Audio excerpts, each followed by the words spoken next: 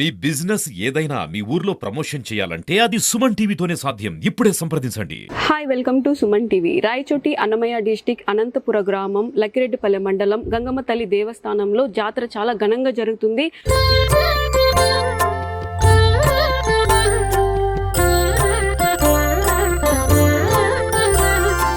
ఇక్కడ వేలాది భక్తులు కూడా దర్శనం చేసుకోవడానికి వచ్చారు. ఇక్కడ కొంతమందిని అడిగి అసలు ఏంటి జాతర స్పెషల్ ఏంటి, కథ పురాణం ఏంటి ఒకసారి అడిగి తెలుసుకుందాం. నమస్తే స్వామి. నమస్కారం మేడం. మీ పేరు? నా పేరు చెల్లు రవి మేడం. అమ్మవారు స్వయంభుగా వెలిసారు అంటున్నారు, ఎలాగా? మీ వంశీకులేనా చూసింది?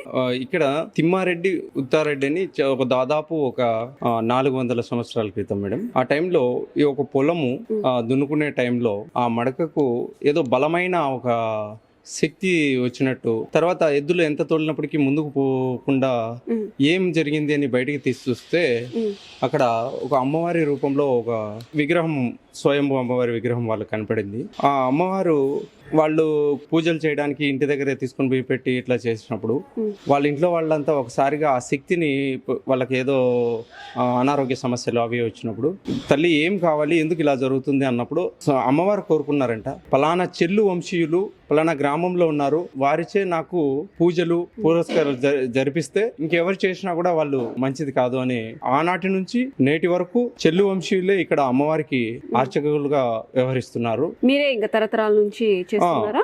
మా ముత్తాతలు, తర్వాత మా తాతగారు చెల్లు నారాయణ అని ఉన్నారు. ఆయన 2016లో మరణించిన తర్వాత మా తండ్రి గారు చెల్లు రామచంద్ర, ప్రస్తుతం ఆయన కుమారులం మేము అందరం కలిసి, ఆయన అన్నదమ్ములు అందరం కలిసి ఇక్కడ అర్చకులుగా ఉంటాము. సుమారు ఎన్ని సంవత్సరాలు నాటి అది దేవస్థానం ఇది? దాదాపుగా 400 సంవత్సరాలు అని చెప్తారు మేడం. ఈ టెంపుల్ కొత్తగా ఎస్టాబ్లిష్ అయ్యి 2009లో, పూర్వం బ్రిటిష్ ప్రభుత్వం నుంచి కూడా ఇక్కడ మా వంశీకులు ఇలా జరుగుతూనే ఉంది. జాతర రోజు ఇక్కడ ఎలాంటి పూజలు చేస్తుంటారు?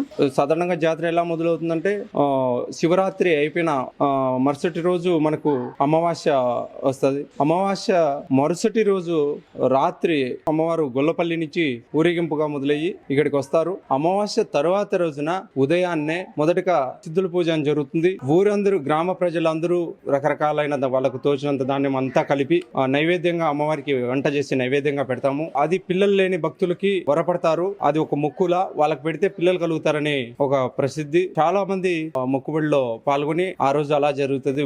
మార్నింగ్ తర్వాత రాత్రి అమ్మవారికి ఊరేగింపు ఉంటది.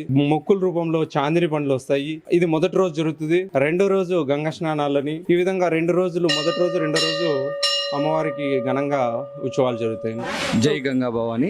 మేము చెల్లి వంశస్థులము, ఇక్కడ ప్రధాన అర్చకులము. ప్రతి ఏటా శివరాత్రి తర్వాత ఇక్కడ జరగబో గంగమ్మ జాతరకి ఒక గొప్ప చరిత్ర గలదు. గత 300 సంవత్సరాల నుంచి మా పూర్వీకులు మాకు అందించబడింది ఇది.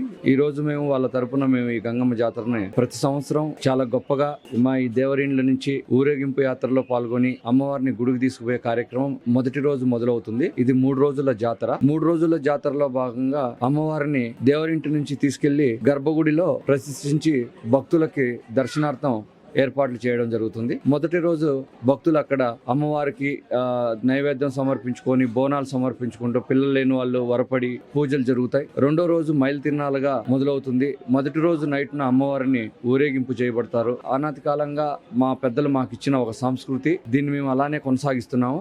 ఇది మాకు వరంగా భావిస్తున్నాం. చెల్లి వంశస్థులు అయ్యి యాదవులుగా పుట్టి అమ్మవారిని కొలిచే అవకాశం మాకు దొరికినందుకు, ఈ చరిత్రని మా పెద్దలు మాకు చెప్పిన విధంగానే మేము ప్రాచీనంగా వాళ్ళు ఎలా చేశారో ఆ విధంగానే మేము చేసుకుంటూ వెళ్తున్నాం. జాతర అయిపోయిన రోజు నుంచి మళ్ళీ 350 రోజుల వరకు అమ్మవారిని, ఆ శక్తిని మనం అంతా కంట్రోల్ చేయలేం కాబట్టి అమ్మవారిని ఒక దేవరపెట్టెలో అమ్మవారిని పడుకోబెట్టి దర్శనం ఎవరికి కల్పించకుండా ఒక దగ్గర దాచిపెట్టబడుతుంది. ఓన్లీ ఆ పెట్టె మాత్రమే చూడడానికి అవకాశం ఉంటుంది. ఎప్పుడైతే మళ్ళీ ఆమెకు ఈ పాల్గొన్న దర్శనం రోజు మళ్ళీ బయటకు తీసి అమ్మవారికి నిజరూప దర్శనాన్ని ప్రజలకు అందరికి చూపించి 3 రోజుల జాతర జరిపి మళ్ళీ తదనంతరం ఇదే దేవరగుడిలో ఆమెను మళ్ళీ సదాస్థానంలో పెట్టేయడం జరుగుతుంది. సో ఇలాంటి మహత్తరమైన చరిత్ర కలిగిన ఈ అమ్మవారిని సుమన్ టీవీ తరపున ప్రజలకు తెలియజేయడం, యావత్ ప్రపంచానికి తెలియజేయడానికి అవకాశం దొరికింది. సుమన్ టీవీకి కూడా మేము కృతజ్ఞతలు తెలుపుకుంటున్నాం. అండి అనంతపురం గంగమ్మ జాతర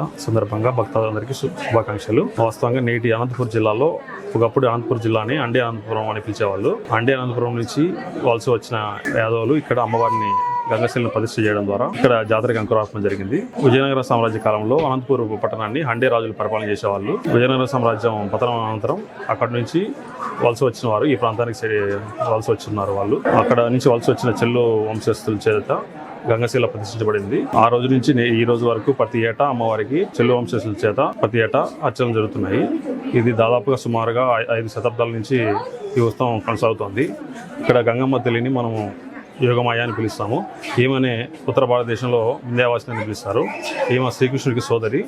శ్రీకృష్ణుడి ప్రాణాలు కాపాడడానికి గోకులంలో యశోదానందులకు జన్మిస్తుంది. ఇటువైపున మధురాలో శ్రీకృష్ణుడు జన్మిస్తారు.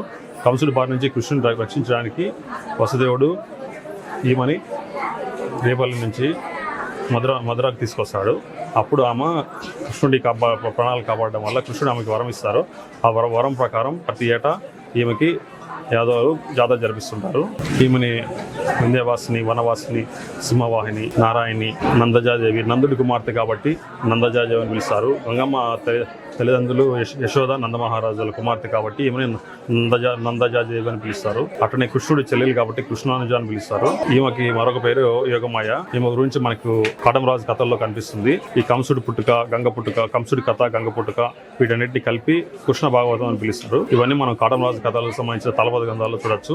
అదేవిధంగా కాటమరాజు 1282 సంవత్సరంలో కాటమరాజు ఘోర యుద్ధం చేసి వీరమరణం పొందుతాడు. ఆ యుద్ధంలో కాటమరాజు తరపున పోరాడిన వీరులందరికీ గంగమ్మ రక్షణ కల్పిస్తుంది. ఆ యుద్ధంలో బతికిన ఏకైక వ్యక్తి బతినయ్య ఇచ్చిన వరం వల్ల ఆ రోజు నుంచి ఈ రోజు వరకు ప్రతి ఏటా యాదవులు ఆమెకి బోనాలు సమర్పించి జాతర నిర్వహిస్తుంటారు. ఆ బతినయ్యనే మనం కాళహస్తిలో బతినయ్య అని పిలుస్తారు. గంగ పుట్టుక, కంసుడి కథ, కృష్ణ భాగవతం ఇవన్నీ ఒకదానికి సంబంధించినవి. కాటమరాజుతో పాటు బొల్లావును కూడా పూజిస్తారు. బొల్లావు, బసవన్న, వీరతాళ్ళు ఇవన్నీ గంగమ్మకు సంబంధించిన జాతరలో జరిగే ముఖ్యమైన వస్తువులు. గంగమ్మ జాతర బడుగుల ఆచారానికి సంబంధించింది. బడుగుల ఆచారంలో ముఖ్యమైన వాళ్ళు కొమ్ముల వాళ్ళు. ఇప్పుడు వాళ్ళని తెరచీరల వారని పిలుస్తారు. కొమ్ముల వాళ్ళు కూడా వాళ్ళ వాయిద్యం పరికరాల ద్వారా గంగకథని నేటికి తెలియజేస్తున్నారు. నాటి నుంచి నేటి వరకు మౌఖికంగానే ఈమె చరిత్ర ప్రజలందరి మధ్యలో ఉంటుంది. గంగమ్మ కేవలం మన ప్రాంతానికి పరిమితం కాలేదు. ఈమెని భారతదేశం మొత్తం కొలుస్తారు. ఉత్తర భారతదేశంలో యోగమాయ అనేసి, వింధ్యవాసిని అనేసి, మన సౌత్లోను దక్షిణ భారతదేశంలో గంగమ్మని పిలుస్తారు. కేరళలో కూడా మన అమ్మవారికి పూజలు జరుగుతుంటాయి. ఇట్లాంటి గొప్ప చరిత్ర అమ్మవారికి కలిగి ఉంది. మన అనంతపురం గంగమ్మ జాతరలో మొదటి నైవేద్యం బీర్నీడు వారికి సమర్పిస్తారు. బీర్నీడు వాళ్ళు కాటమరాజు యుద్ధంలో కాటమరాజు తరపున పోరాడిన వాళ్ళు సైన్యాధికారులుగా పనిచేశారు. కాటమరాజుకి వాళ్ళు కాటమరాజు యుద్ధంలో వీరమరణం పొందిన వల్ల వాళ్ళకి మొదటి బోనం ఆయనకే సమర్పిస్తారు. మనకి ఈ జాతర వచ్చేసి ఫాల్గుణ శుద్ధం పాడ్యమి, ఫాల్గుణ శుద్ధమ ద్వితీయ 2 రోజులు ముఖ్యంగా జరగబోతుంది.